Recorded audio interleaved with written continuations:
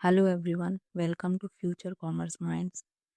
In this video, we are learning about the basics of general and laser. जो भी चीज़ें journal entry के लिए और लेज़र बनाने के लिए इम्पोर्टेंट होती हैं वो सब इसमें समझने वाले हैं। वीडियो को एंड तक देखना, आपके सारे डाउट्स क्लियर हो जाएंगे और आप बहुत आसानी से जर्नल एंट्रीज कर पाएंगे और उनकी लेज़र पोस्टिंग भी कर पाएंगे। चलिए शुरू करते हैं। सबसे पहले समझते हैं कि व्यावसायिक सौदे क्या होते हैं। ठीक है, व्यावसायिक सौदे जिसे इंग्लिश में बिजनेस ट्रांजैक्शन कहा जाता है।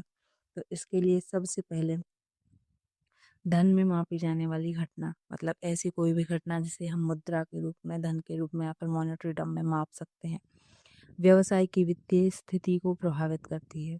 जो भी ट्रांजैक्शन हुआ है वो क्या होना चाहिए, हमारे व्यवसाय की वित्तीय स्थिति को प्रभावित करे।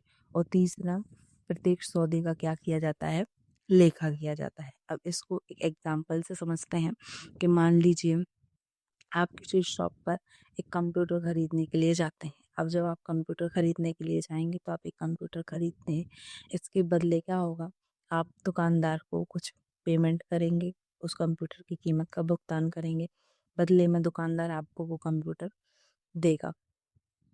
ठीक है, अब यहाँ पर क्या हुआ, सबसे पहले जो कंप्यूटर है उसका कोई मौद्रिक मूल्य है, यानी उसे धन में मापा जा सकता है। दूसरा, यह व्यवसाय की वित्तीय स्थिति यानी उसके प्रॉफिट को बढ़ा देगा, उसकी कुछ अर्निंग होगी। और तीसरा, इसका लेखा भी किया जाएगा। तो होपफुली आप समझ गए होंगे कि एक बिजनेस ट्रांजेक्शन क्या होता है। मतलब कोई भी लेन देन जो व्यवसाय की वित्तीय स्थिति को प्रभावित करता है, धन के रूप में मापा जा सकता है, उसका लेखा भी किया जा सकता है, उसे हम बिजनेस ट्रांजेक्शन कह सकते हैं। ठीक है, नेक्स्ट देखते हैं।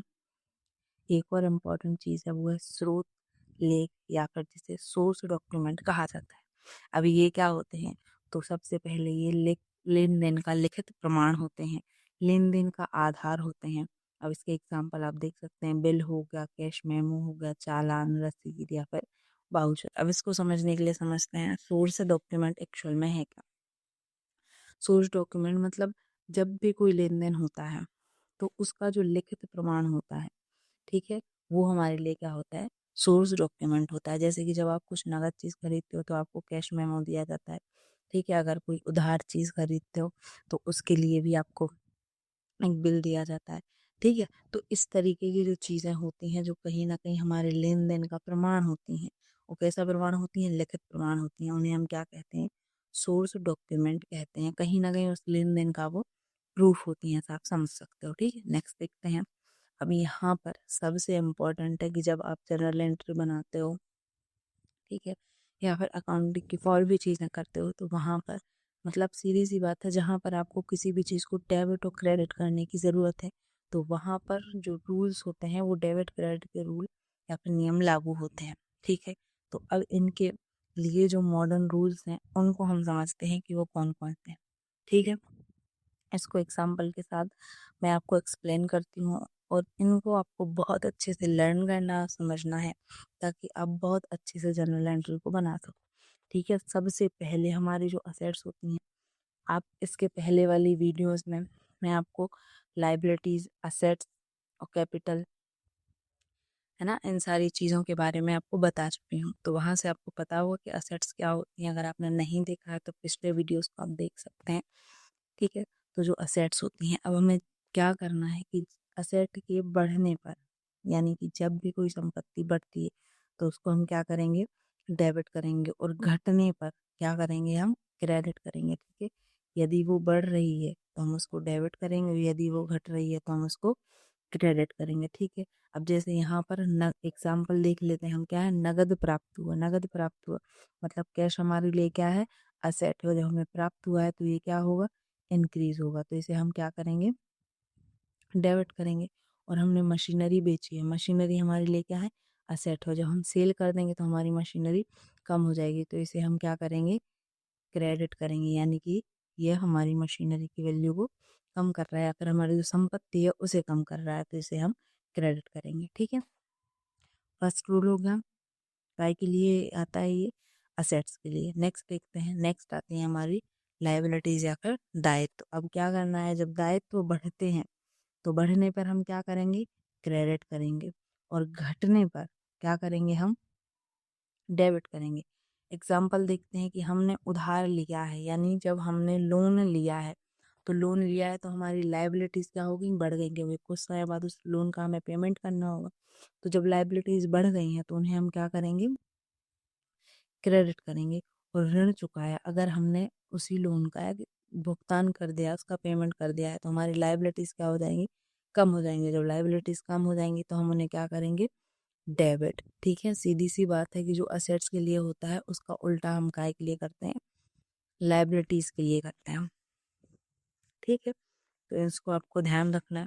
नेक्स्ट देखते हैं, नेक्स्ट आता है हमारा कैपिटल। तो कैपिटल जब बढ़ती है तो हम क्या करते हैं, उसको क्रेडिट करते हैं। ठीक है, बढ़ने पर क्या करेंगे, क्रेडिट करेंगे, और घटने पर क्या करेंगे, डेबिट करेंगे। मतलब जब हमारी पूंजी बढ़ती है तो हम उसे क्रेडिट करते हैं, और जब वह घट जाती है तो उसको हम क्या करते हैं, डेबिट करते हैं। अब यहाँ पर देखिए एग्जाम्पल कि मालिक ने 50,000 रुपये लगाए। अब जब 50,000 रुपये लगाएगा तो उसकी कैपिटल क्या हो जाएगी, बढ़ जाएगी, और जब ये बढ़ जाएगी तो हम इसे क्या करेंगे, क्रेडिट करेंगे। और दूसरा आता है आहरण। आहरण मतलब मालिक जो है उसने खुद के निजी खर्च के लिए कुछ पैसे को निकाल लिया है। जब जो पैसे को निकालेगा तो उसकी कैपिटल क्या हो जाएगी, कम हो जाएगी, और जब वो कम हो जाएगी तो उसे हम क्या करेंगे, डेबिट करेंगे। ठीक है, नेक्स्ट देखते हैं। उसके बाद आती है हमारी इनकम। तो इनकम के बढ़ने पर क्या करना है हमें, क्रेडिट। मतलब जब भी हमारी आय बढ़ती है तो उसे हम क्रेडिट करते हैं, और जब हमारी आय घटती है तो उसे हम क्या करते हैं, डेबिट।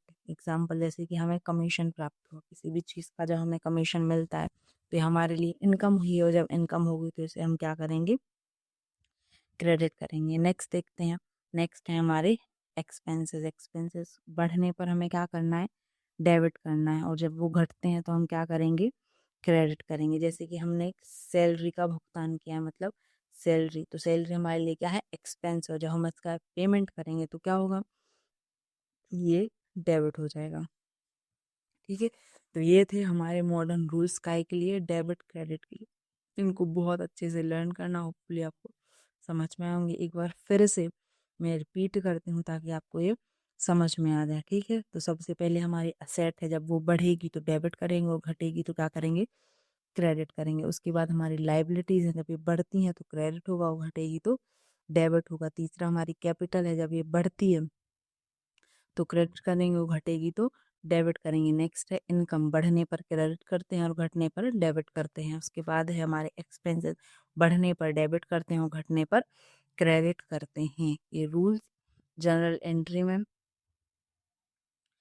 का बेसिक है, और उनको बनाने के लिए बहुत इंपॉर्टेंट है, तो इनको आप बहुत अच्छे से करिएगा। नेक्स्ट वीडियो में हम जनरल एंट्रीज करेंगे, और उसकी जनरल एंट्रीज और सब्सिडरी बुक के बारे में समझेंगे। तो उसके लिए आप नेक्स्ट पार्ट देखिएगा, और तब तक इन चीज़ों को अच्छे से लर्न कर लीजिएगा। तब तक के लिए thank you so much. Video को लाइक करें, शेयर करें, सब्सक्राइब करें। Thank you so much.